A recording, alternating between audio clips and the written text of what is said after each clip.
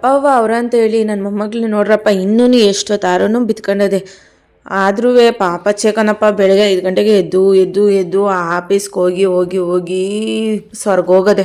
ಅವ್ರವ್ವ ನೋಡ್ರಿ ಆಗಲೇ ಬೆಳಗ್ಗೆ ಹೊತ್ತಾರೆ ಎದ್ದು ಆಗಲೇ ತಿಂಡಿ ಊಟಕ್ಕೆಲ್ಲ ರೆಡಿ ಮಾಡ್ಕೊಂಡದೆ. ನಮ್ಮ ಮಗಿಗೆ ಎದ್ದ ತಕ್ಷಣ ರಜೆ ಇತ್ತಂದ್ರೆ ಬೆಡ್ ಕಾಪಿ, ಅದೇನೋ ಬೆಡ್ ಕಾಪಿ ಅಂತ ಕೊಡ್ತಾರಲ್ಲ ಅದನ್ನಂತೂ ಕೊಡಲೇಬೇಕು. ಅಲ್ಲಿ ಉಜ್ಜದಿಲ್ಲ ಏನು ಉಜ್ಜದಿಲ್ಲ ಕುಡಿತಾ ಅದೇ. ಕುಡ್ದು ಅದೇನೋ ಜಪ್ಟವೋ ಪಪ್ಟವೋ ಅಲ್ಲಿಂದ ಏನೋ ತರಿಸಿದ್ರು ಅವ್ರಮ್ಮ. ಈ ಬೆಣ್ಣಿಗೆ ಅಕ್ಕಿ ರೊಟ್ಟಿನೇ ಭಾಳ ಪ್ರೀತಿ, ಅದಕ್ಕೆ ಅವ್ರವ್ವ ಅಕ್ಕಿ ರೊಟ್ಟಿಯ ಒತ್ಕೊಡ್ತಾವ್ರೆ.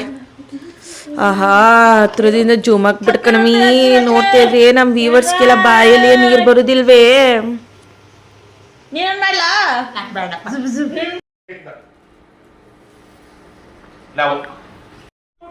ಅಕ್ಕಿ ರೊಟ್ಟಿ ತುಪ್ಪ ಹಾಕೊಂಡು ಹೆಂಗಾಯಿ ಪಲ್ಯದಾಗ ತಿಂತಾದ್ರೆ ಅವನ ಅಜ್ಜಿ ಸ್ವರ್ಗ ಎಲ್ಲೂ ಇಲ್ಲ ಕಣ್ರಿ.